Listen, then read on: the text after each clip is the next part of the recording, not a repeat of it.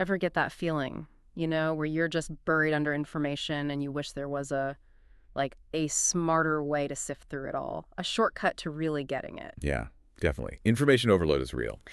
Well, that's kind of what we're diving into today. We're looking at this really powerful idea, why using multiple models, multiple ways of looking at a problem, often gives you much better, more accurate results than just relying on one single method.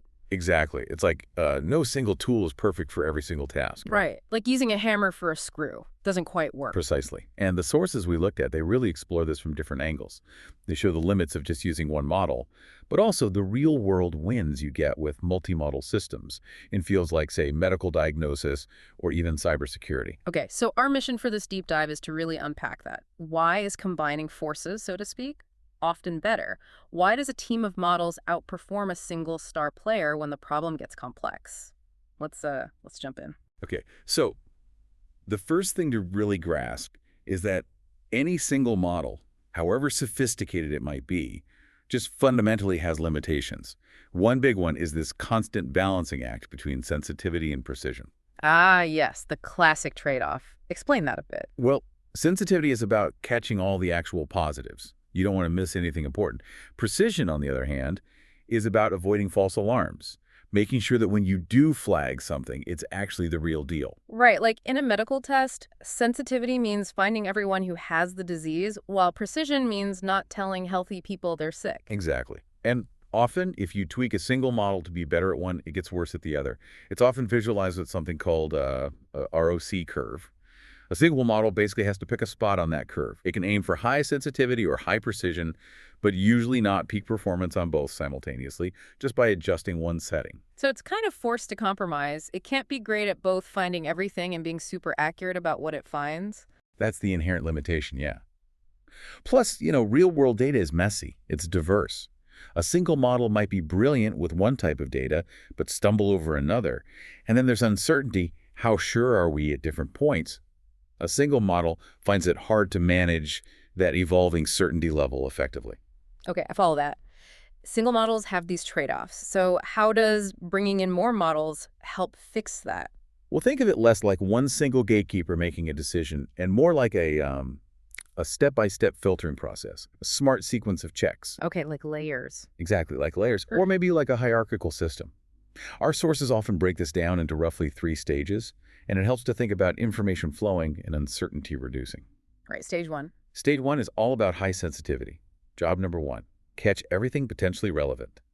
Cast a really wide net. You're trying your absolute hardest here to minimize false negatives, meaning you don't want to miss any true positives. So at this stage, you're okay with maybe getting some false alarms as long as you don't miss the real thing. That's the philosophy, yeah. The probability of actually detecting a true positive here might be really high, let's say 0.95 or 95%. Okay, got it. Then stage 2. Stage 2 is refinement. Now the focus shifts.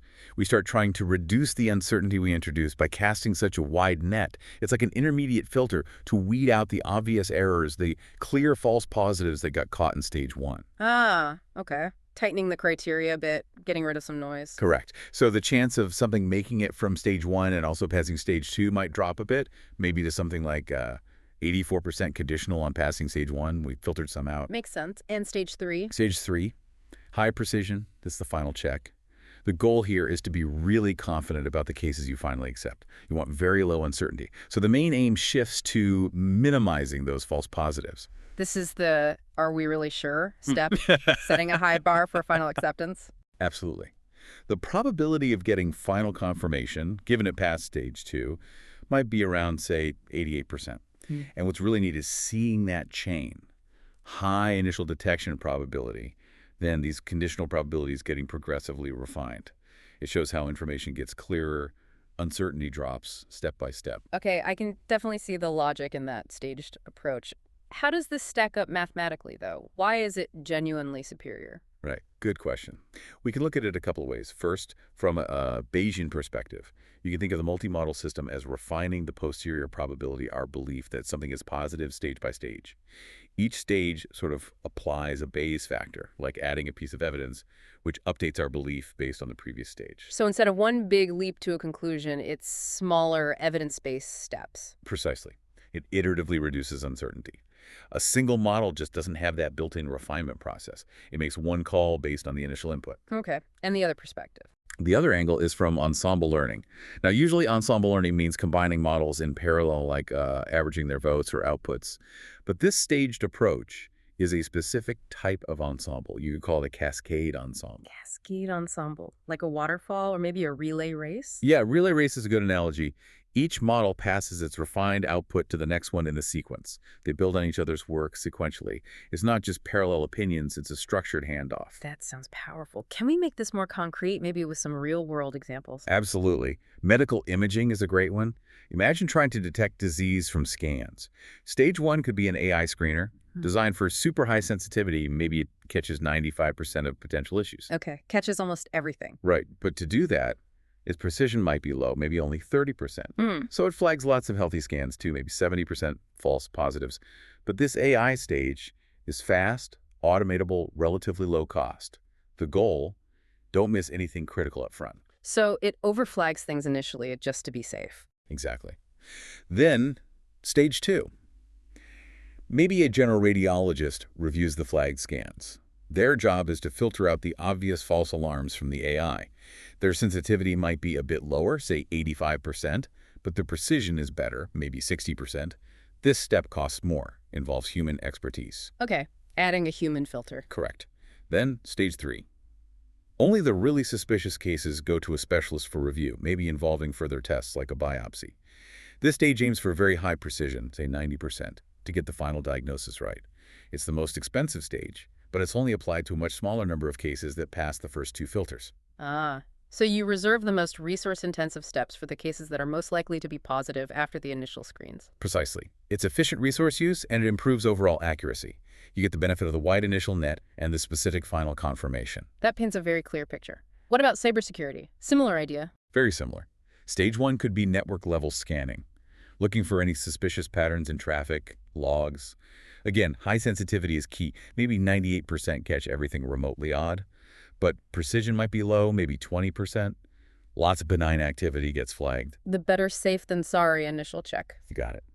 Stage 2, heuristic analysis. Compare the flag stuff against known attack patterns.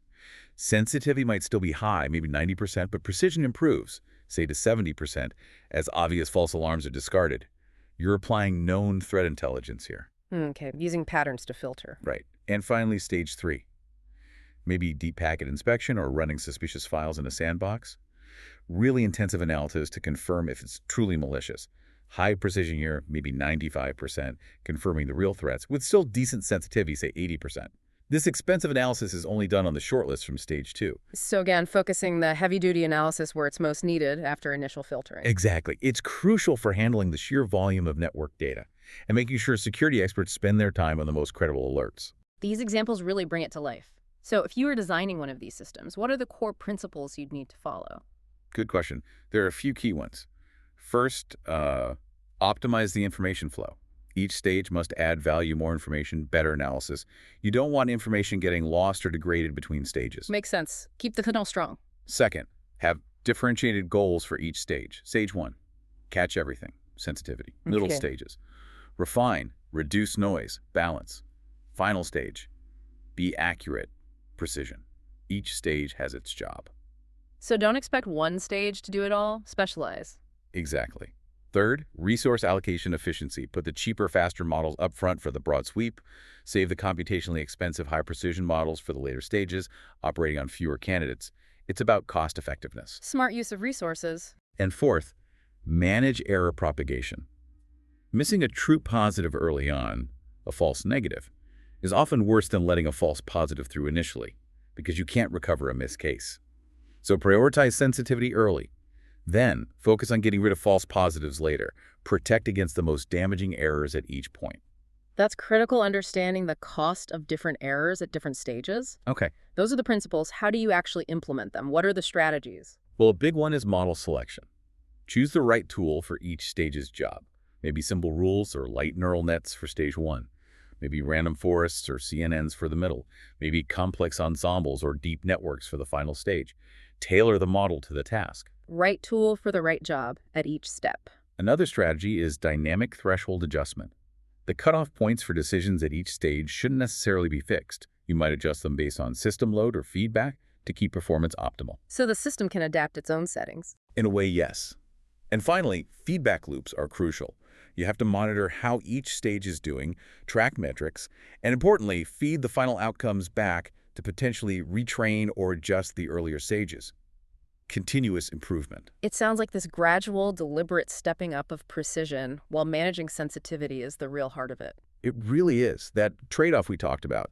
Multi-model systems let you manage it sequentially. Early stages, low precision is acceptable if sensitivity is high.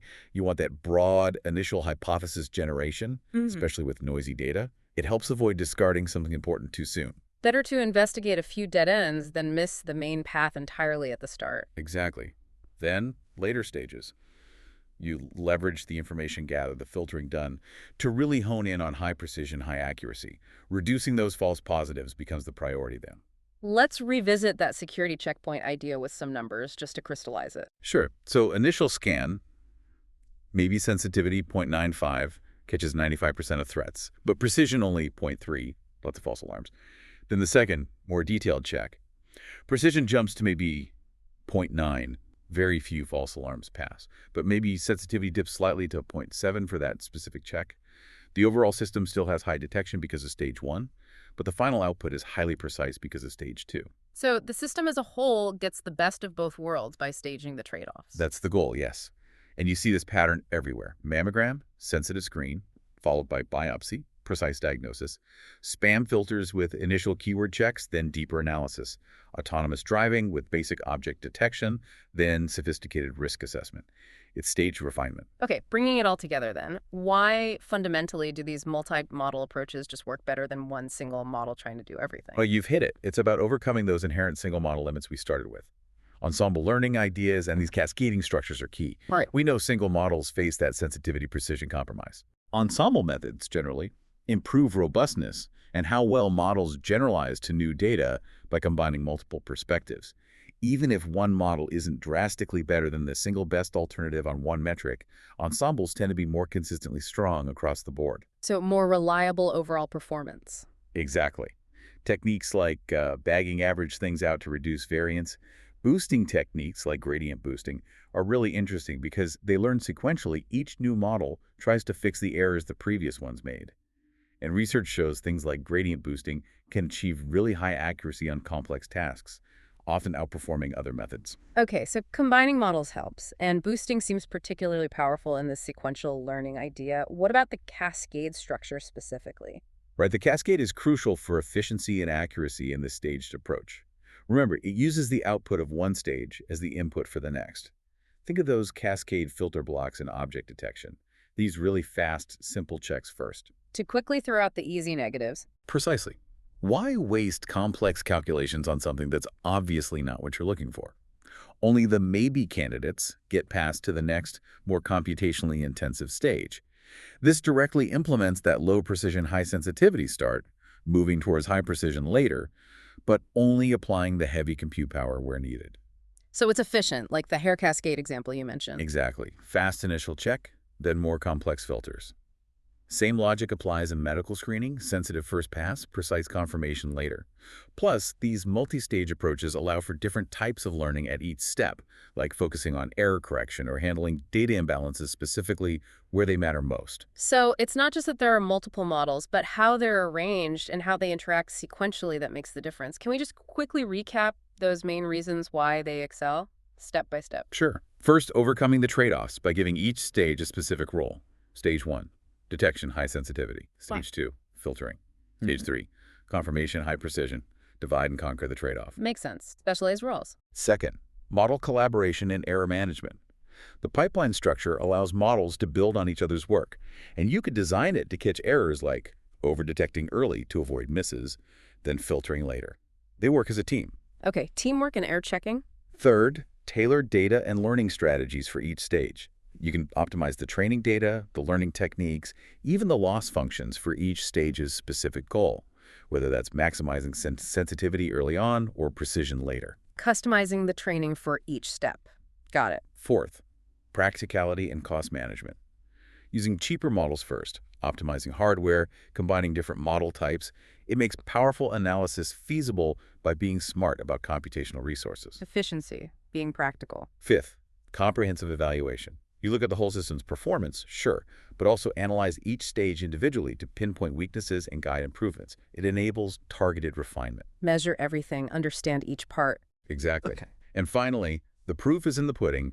The real-world applications across medicine, security, spam filtering, autonomous driving, they all show this staged multi-model approach delivering superior results. It's a widely validated concept. This has been incredibly insightful. So if we boil it down, the core strengths are really I'd say 1, separating the sensitivity precision problem into manageable stages. 2, isolating and potentially correcting errors along the way.